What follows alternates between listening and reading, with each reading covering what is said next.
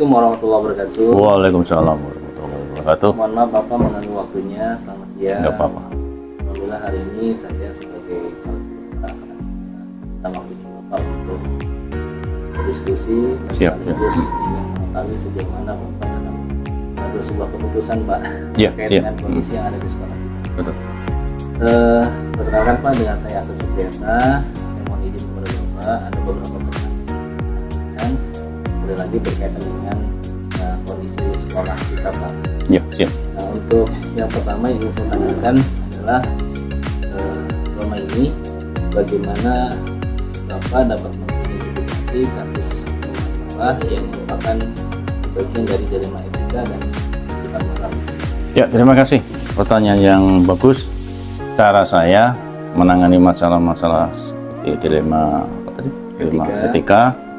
Saya temui secara keluargaan, saya ajak ngomong, kemudian masalahnya kita urai sehingga yang bersangkutan atau teman kita akan menyadari kekeliruannya dengan cara diskusi dengan cara keluarga, diajak ngomong. Nah, akhirnya boleh diceritakan Pak kira-kira kasusnya seperti apa? Misalnya di perpustakaan ada barang-barang yang kurang rapi dan yang naruh misalnya teman kita disuruh oleh tugas perpustakaan tapi kayaknya kok kurang diperhatikan. Nanti kemudian saya ajak dengan saya pertemukan berdua, akhirnya clear masalah demi nama baik sekolah. Jadi intinya sebenarnya dengan diskusi dengan cara kita musyawarah, semuanya akan terurai permasalahan. Untuk selanjutnya Pak, selama ini bagaimana Bapak menjalankan pengambilan keputusan di sekolah Bapak, terutama untuk kasus-kasus di mana ada dua kepentingan yang sama-sama benar dan sama-sama mengambil kebaikan Pak? Ya, sama dengan yang ditanyakan yang pertama tadi, ada masalah tentu bisa diurai dengan cara kita ajak musyawarah pertama, kedua, ketiga, akhirnya bisa terurai, bisa masalahnya bisa terselesaikan. Misalnya ada guru yang mengajar bidang studi X misalnya tidak mau melaksanakan tugas, hanya mementingkan pekerjaannya sendiri misalnya. Kemudian saya ajak perundingan, ayo kita uraikan ini, kenapa kok sampai terjadi seperti ini, apa masalahnya. Setelah terjadi musyawarah antara saya dengan teman kita itu, akhirnya mau melaksanakan. Dan guru X tersebut tidak mau mengajar karena alasan beliau itu punya kepentingan yang sama-sama kuat gitu. Iya, tugas dinas misalnya. Oh, jadi tugas dinas iya, lalu kemudian di samping itu ada tugas ngajar gitu. Betul, akhirnya mau melaksanakan tugas tersebut. Kedua-duanya gitu ya Pak? Dua-duanya. Bisa atur waktunya. Oh, diatur waktu. Dan itu hasil diskusi dengan Bapak? Betul. Dan harus mau, soalnya tugas sama-sama tugas mulia. Satu tugas dinas juga harus dilaksanakan, kemudian tugas mulia untuk mengajar juga harus dilaksanakan. Bisa pilih waktu, akhirnya semuanya bisa terus. Bisa.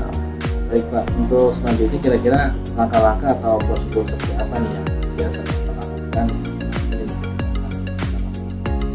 Sama, semenjak saya menjadi kepala sekolah, saya tidak mempergunakan kekuasaan saya.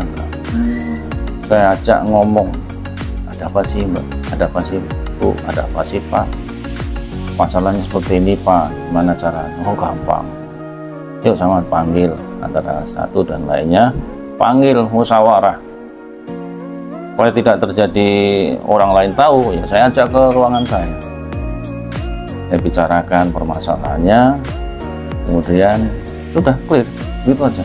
Jadi proses secara diskusi, antara bapak dan anak, antara teman dan teman, nggak ada singgolan yang saling membenci, nggak ada. Oh, jadi Bapak memposisikan diri sebagai sahabat ya? Bisa sahabat, bisa sebagai orang tua. Jadi tidak merasa dirugikan, sama-sama menghormati. Untuk selanjutnya kira-kira ada hal-hal apa saja nih Pak yang selama ini anggap efektif dalam pengambilan keputusan pada kasus atau masalah terkait dengan dilema etika? Untuk masalah dilema etika ya, itu sama, harus musyawarah dulu. Musyawarah. Jangan hanya saya sebagai kepala sekolah Anda harus begini, salah. Kepala sekolah adalah membantu proses berjalannya suatu permasalahan sehingga masalah itu bisa terlaksana. Saya ajak ngomong, saya ajak diskusi, saya ajak ke tempat makan, mana sih permasalahan. Karena keluargaan akan semuanya akan terlaksana. Nggak ada yang disakiti, nggak ada yang dirugikan. Semua orang nggak akan tahu, hanya person dan person. Oh, person. Artinya memang langkah awal perlu didiskusikan bareng. Perlu, sangat perlu. Kemudian baru selesai.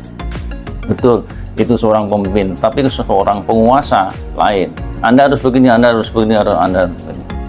Salah. Kalau penguasa menunjuk, kalau pemimpin adalah diskusikan. Diskusi berdua. Kalau nggak bisa berdua ya bertiga. Selesai. Kalau masih ngeyel lagi, saya punya pemimpin. Saya ajak pemimpin ke sini. Pak, masalah ini clear. Biasanya sebelum ada pihak atasan saya, masalahnya sudah clear.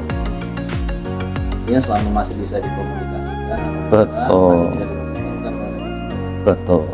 Misalnya, contohnya seorang guru tersebut menderita sakit, tapi tidak mau ngomong, nggak mau makan obat, sehingga sarafnya terganggu, timbullah masalah. Itu yang saya alami waktu di Pondok Kelapa 7. Itu terjadi masalah. Wartawan tahu. Maka saya selesaikan sama keluarga.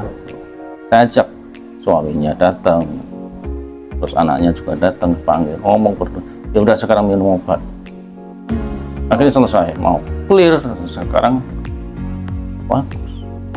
Pak, mohon maaf kemarin terjadi seperti ini. Ini real terjadi di Pondok Kelapa. Oh, siap. Hebat.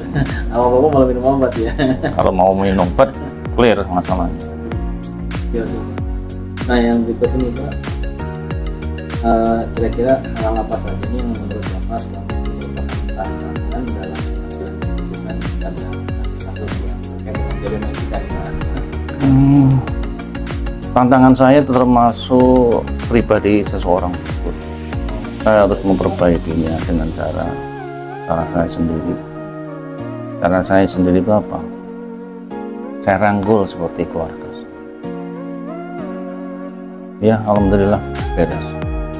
Ya, kekeluargaan ya. Keluarga nomor satu, keluarga. Nggak ada cara lain. Penguasa, zamannya penguasa, nggak akan. Iya, tapi belakangnya mantap. Jadi satu, nanti seandainya Pak Asep menjadi pemimpin, ya, keluarga nomor satu. Kekeluargaan. Dan yang lebih penting lagi, kita harus menjadi orang yang seperti orang paling lemah. Kita bantu orang yang paling lemah. Kita harus turun tangan membantu. Dan kita dengan niat kita cara membantu orang yang lemah tadi atau orang yang membutuh bantuan kita, pahala mengalir dari sana. Oh, iya. Jadi kita harus ringan tangan. Luar biasa nih Bapak. Nah, untuk selanjutnya nih Pak, apakah Bapak memiliki sebuah arah atau jadwal tertentu dalam sebuah provinsi? Apakah langsung menyelesaikan di tempat atau memiliki sebuah jadwal untuk menyelesaikannya? Kalau itu bentuk atau prosedur seperti apa yang? Ya, begini Pak. Masalah kecil kalau didiamkan lama-lama jadi besar dan akan menjadi bumerang. Saya bisa, institusi ini juga bisa. Jadi ada masalah segera saat itu juga selesaikan. Saat di tempat juga. Wah, jangan berlarut-larut. Anak dengan anak selisih. Jangan sampai orang tua tahu. Selesaikan masalah. Nah, kalau contoh kasus tadi Pak, yang guru yang dia punya kepentingan yang sama, karena ngajar dengan tugas itu kira-kira keputusan apa yang Bapak ambil dari kasus ini? Ya, saya ambil keputusan laksanakan dua-duanya. Oh, laksanakan dua-duanya. Sehingga tugas mengajar pokoknya terlaksana dan tugas dinasnya terlaksana. Pandai-pandailah mengatur waktu. Dan itu akhirnya bisa dilakukan oleh guru tersebut. Mudah-mudahan bisa dilakukan. Saya terus pantau terus. Dipantau terus. Pantau terus. Kalau untuk barang-barang di pustakaan tadi yang Bapak sampaikan itu terselesaikan di tempat sekarang rapi. Dan Rapi. terselesaikan gitu ya Pak? Rapi. Nah kalau untuk yang tadi sakit juga Bapak langsung kunjung gitu? Saya panggil itu suaminya, saya panggil anaknya. Gimana sih? Terus dari keluarganya telepon ke saya. Yang penting sekarang mau berobat. Akhirnya dibawa ke rumah sakit jiwa di Klender. Sembuh. Dibawa ke rumah sakit jiwa? Rumah sakit jiwa. Dan sempat itu sampai ke Kasudi. Udah selesaikan aja. Ini gimana Bu? Tapi cepat dibawa ke rumah sakit jiwa Sudah. dirawat di situ? Iya, tuh. Itu Guru. Karena sejak kecil ada urat saraf di kotaknya, kalau single gini ya udah blank. Tapi sekarang ya pokoknya mudah marah. Tapi sekarang sudah baik. Udah non-aktif? Masih ngajar. Sudah dilayak. Dokter jiwa, Bu Guru ini layak mengajar. Layak, udah mulai layak. Oh, udah sehat lagi. Depresi. Kurang tahu. Yang penting kalau dia lupa minum obat, gesekan. Oh.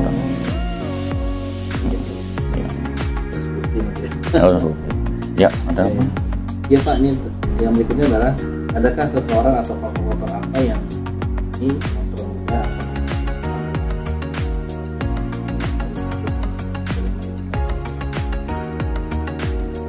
kalau yang saya alami kebetulan di sini semuanya membantu saya.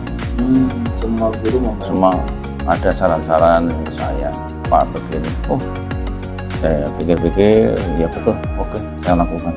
Jadi saya tidak tutup telinga, tidak tutup mata, saya dengarkan saran-saran yang terbaik.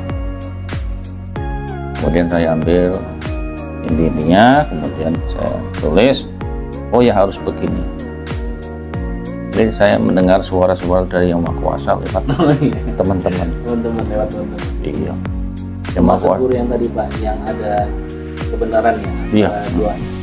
Ikut Cina sama iya, iya. Itu pasti saya berserah diri Pak. Dan kuasa. Apa yang harus saya lakukan? Saya berpikir dan mohon pertolongan. Saya kadang-kadang duduk di sini, jadi saya kunci. Seperti itu. Saya minta petunjuk, mudah-mudahan ada yang Tuhan pakai untuk menyelesaikan masalah. Seperti itu. Tidak melupakan yang di atas. Oh tidak, saya itu apa sih, kecil di hadapan Yang Kuasa. Jadi semuanya sudah diatur. Anda harus begini, ini sudah kita itu disetting dari Yang Kuasa. Kalau nanti Anda perlu masalah ini, yang nolong ini. Dari siapa? Dari Yang Maha Kuasa sendiri. Kita cuma sarana ya Pak ya. Kita itu cuma wayangnya kalau dalam wayang. Jadi sudah ada yang nyeting. Nah, terus Pak, dari semua hal yang telah jadi, kira-kira pembelajaran apa yang dapat Bapak petik dari ya, begini, belajar dari pengalaman. Belajar dari pengalaman bahwa saya tidak akan bisa seperti ini kalau tidak bersama teman-teman. Jadi saya menghargai teman-teman sebagai rekan kerja, bukan sebagai pembantu. Sini pembantu, Masya Allah.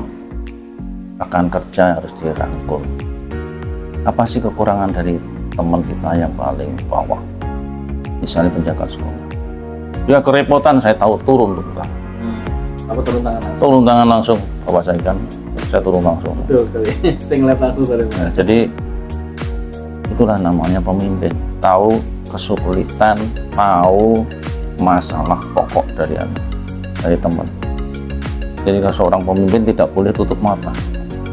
Pemimpin ya memimpin supaya teman-temannya bisa berjalan dengan lancar. Kalau salah satu teman ini tidak bisa berjalan lancar, terjun langsung. Kita bantu. Dengan kita membantu, mungkin tidak seketika itu dapat pahala dari Yang Kuasa. Mungkin anak kita. Oh iya.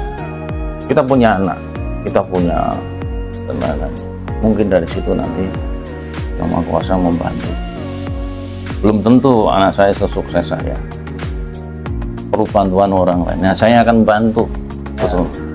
Artinya apa yang dilakukan Bapak bisa jadi berbalik ke anak Bapak ya? Bisa juga, itulah yang namanya pemimpin. Jadi saya mendengarkan suara teman, saya mendengarkan keluh kesah teman, saya mendengarkan apa yang diminta supaya roda apa ya 10 ini bisa berjalan. Saya terjun langsung kemana? Sana. Permasalahan seorang guru harus kita bantu. Mungkin saya titip kepada Bapak, misalnya nanti menjadi kepala sekolah, lihatlah anak-anak apa keperluan. Kalau teman, apa keperluan teman. Wah, saya kan pemimpin, saya kan kepala sekolah, nggak mau satu salah. Jadi apapun keputusan yang Bapak ambil selalu melibatkan rekan kerja. Jangan pernah melupakan kesuksesan ini hanya saya.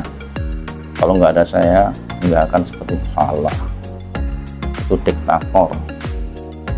Jadi alangkah baiknya teman rekan kerja kita hormati, kita sayangi, kita hargai. Jadi nanti Bapak akan ditunjukkan. Amin, betul sekali. Memang tidak luput dari semua elemen sekolah ya. Kalau seorang guru misalnya yang punya gagasan yang luar biasa, bantu, jangan malah dimatikan. Iya. Nggak boleh. Kita bantu, kita evaluasi, kita libatkan semua teman-teman jalan. Kalau misalnya seperti saya, Pak Sem nggak boleh, udah duduk manis saja dia. Gimana? Betul. Ya, jadi dengarkan suara dari teman-teman.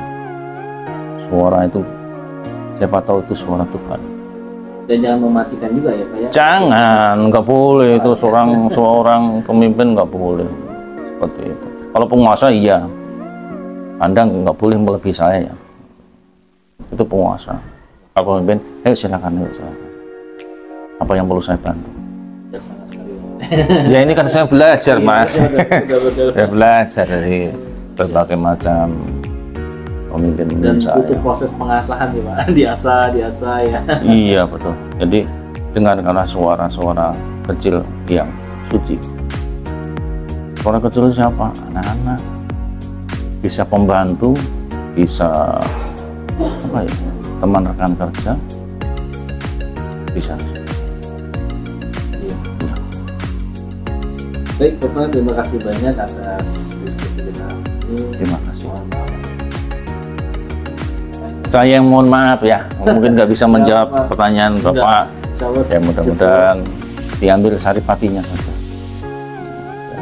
Tetap 10 nomor 1. Ya, ini the best ya Pak. Iya. Terima kasih Bapak atas waktunya. Sama-sama. Saya juga mohon maaf nih sudah menerima.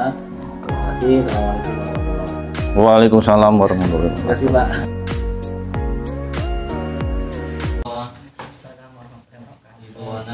Terima kasih saya diberikan kesempatan untuk bisa datang ke tempat Ibu SDN Duren Sawit 18 pagi. Saya sudah diterima dengan baik, alhamdulillah, terima kasih Bu. Nah, pada kesempatan kali ini ada hal-hal yang ingin kami sampaikan selaku saya sebagai calon guru penggerak angkatan 5 terkait dengan kondisi keputusan atau masalah yang terjadi di sekolah Ibu. Mohon Ibu berkenan untuk bisa saya tanyakan beberapa hal terkait dengan kondisi sekolah. Ya Ibu, yang pertama saya ingin tanyakan adalah selama ini bagaimana pendapat Ibu, Ibu sendiri dapat mengidentifikasi kasus-kasus yang merupakan kasus yang terjadi baik itu dilema etika ataupun rujukan moral. Boleh ceritakan Bu jenis masalahnya atau kasus-kasusnya? Baik Pak Sep, di Duren Sawit 18 ini pada awal tahun ajaran ini ada anak kelas 6 dari awal tidak masuk sekolah. Kita panggil, kita cari-cari permasalahannya kenapa. Ternyata dia keluarganya yang berantakan lah gitu ya. Ibunya mempunyai kasus, dia di penjara,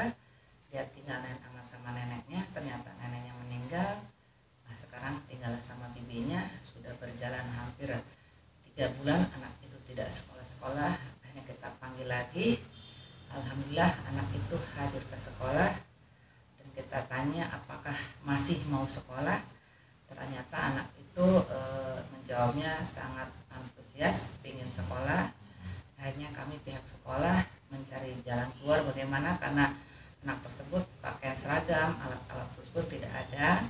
Akhirnya kami bermusyawarah dengan guru bagaimana caranya. Akhirnya kami membelikan pakaian seragam, alat-alat tulis, dan untuk transport pun katanya tidak ada. Sehingga kami bermusyawarah dengan guru-guru, kalau misalnya di antara guru ada rezeki silahkan kumpulkan untuk kebutuhan dia selama sekolah. Itu yang menjadi dilema ibu awalnya seperti apa? Yang dilema ini kan sudah kelas 6. Kalau dia sampai keluar kita kasihan juga gitu kan, tinggal selangkah lagi gitu kan. Tapi alhamdulillah dengan dipanggil dia respon gitu. Itu setelah neneknya meninggal ya, berarti tinggal sama bibinya. Iya. Baik Bu, pertanyaan berikutnya Bu, selama ini bagaimana Ibu menjalankan pengambilan keputusan di sekolah, terutama untuk kasus-kasus di mana ada dua kepentingan yang sama-sama benar dan sama-sama mengandung nilai kebaikan? Saya mengambil keputusan yaitu dengan bermusyawarah dengan guru-guru lain atau dengan wakil kepala sekolah, bagaimana untuk mencari solusinya. Jadi bermusyawarah Ibu ya? Iya. Tidak mengambil keputusan sendiri gitu? Tidak. Oke, baik. Kemudian Bu, langkah-langkah atau prosedur seperti apa nih yang biasa Ibu lakukan selama ini? Untuk apa? Ya, prosedur dalam pemecahan masalah selain kemudian mengadakan musyawarah, terus apa lagi? Kita panggil orang yang bersangkutan, kita ajak berbicara apa permasalahan bisa terjadi seperti itu. Jadi yang bersangkutan dipanggil kemudian didiskusikan kembali. Iya. Baik, nah terus Bu, hal-hal apa saja nih yang selama ini Ibu anggap efektif dalam pengambilan keputusan pada kasus-kasus yang terkait dengan dilema etika? Nah itulah salah satu musyawarah, kita mencari dengan teman-teman solusi. Jadi selalu melibatkan teman-teman guru ya untuk setiap permasalahan yang terjadi di sekolah. Baik, nah, lalu kemudian hal apa saja yang selama ini merupakan tantangan nih dalam pengambilan keputusan pada kasus-kasus Ibu? Tantangannya kalau kita sudah mencari solusi ternyata orang tersebut tidak bisa berubah apa gitu. Awalnya tidak berubah gitu? Ya, kita sudah panggil, kalau dipanggil iya tapi akhirnya tidak berubah gitu ya. Di sini ada kemarin sih, sekarang alhamdulillah udah pindah gurunya, udah kena mutasi juga alhamdulillah. Oh, ini kasus yang lain atau sama? Dengan yang mana? Dengan yang tadi di awal. Dengan anak-anak beda. Ini ini Oh. terjadi di guru. Boleh ceritakan Bu? Iya. Sedikit. Ke sini juga karena saya baru ya, jadi pelimpahan dari yang lama emang itu terjadi udah beberapa bulan yang lalu katanya sih gitu. Tadinya sih gurunya rajin apa terkena apa gitulah, akhirnya apa rumah tangga atau apa akhirnya berubah gitu kan. Ngajar marah-marah gitu, akhirnya orang tua kan pada komplain tidak mau, akhirnya kepala sekolah yang lama itu tidak memberikan dia kelas gitu kan, tidak memberikan kelas karena orang tua semua protes gitu kan. Nah akhirnya setelah nggak diberikan kelas dia pun datang hadir ke sekolah, absen pulang terpas ketemu saya, nah, kenapa begitu, saya banyak urusan Bu gitu. Terus kata saya urusan siang bisa hadir dulu ke sekolah gitu kan. Ya Bu besok ya, tapi ternyata enggak, tapi alhamdulillah saya di sini 2 minggu SK mutasi sudah turun, dia mutasi ke sekolah lain. Oh, jadi dimutasi solusinya? Bukan dimutasi, dia mengusulkan sendiri sih kata, cuman ya atau kepala sekolah juga ya dia sudah minta mutasi dari sini. Oh, udah mutasi. Udah minta mutasi, katanya udah nggak ada kasih, akhirnya kemarin mungkin disetujui gitu. Disetujui. Oh gitu. Nah itu setelah Ibu minta apa namanya keputusan dari pihak terkait atau memang kemauan dia sendiri? Saya sih hanya meneruskan ya, untuk prosesnya tuh dari kepala sekolah yang lama. Saya hadir ke sini, tapi pas hadir ke sini masih di sini, tapi saya juga jarang ketemu gitu. Oh, jarang ketemu kan, jarang masuk. Jadi memang tindak lanjut dari kepala sekolah yang lama. Dan itu ACC Ibu atau ACC kepala sekolah yang lama?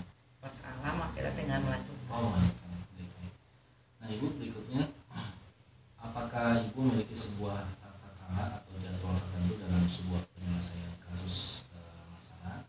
Apakah ibu langsung menyelesaikan di tempat atau memiliki sebuah jadwal untuk menyelesaikannya, bentuk atau prosedur apa yang ibu jalankan selama ini? Ya kalau misalnya terjadi masalah kita langsung. Kalau terjadi masalah jadi langsung Iya, langsung, tidak ada jadwal-jadwal tertentu ya, kita langsung dipecahkan langsung ya, nggak nunggu jadwal tertentu ya untuk menyelesaikan masalah. Baik, untuk selanjutnya Bu, adakah seseorang atau faktor-faktor apa yang selama ini mempermudah atau membantu ibu dalam pengambilan keputusan dalam kasus-kasus dilema etika ini? Faktor-faktornya ya dari teman-teman. Jadi ibu selalu melibatkan teman-teman. Iya, kita diskusi gitu kan. Saya tidak bisa mengambil keputusan sendiri. Itu semua guru-guru dilibatkan? Enggak, hanya tertentu. Mana siapa saja yang bisa kita ajak bicara. Lalu berikutnya, dari semua hal yang telah disampaikan ibu, pembelajaran apa yang dapat ibu petik dari pengalaman ibu mengambil keputusan terhadap kasus-kasus dilema etika?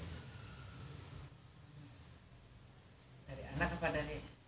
Ya, semuanya Bu, terkait dengan kasus-kasus yang terjadi, entah itu anak, entah itu guru yang terjadi di sekolah ibu. Kira pembelajaran apa nih yang dapat ibu petik nih? Pengalaman apa? Jadi dari setiap orang itu mempunyai tabiat itu berbeda. Kita sebagai harus bisa memahami ada setiap orang. Jadi harus memahami apapun kondisi orang tersebut ya, karena memang masing-masing orang punya masalah yang berbeda. Baik, berarti penyelesaiannya lebih kepada diskusi dan musyawarah. Baik Ibu, terima kasih banyak atas diskusinya pada kesempatan kali ini. Mohon maaf saya juga sudah mengganggu waktu Ibu, dan terima kasih. Kalau direpotin lagi nggak apa-apa Ibu. Baik, terima kasih Ibu. Assalamualaikum warahmatullahi wabarakatuh.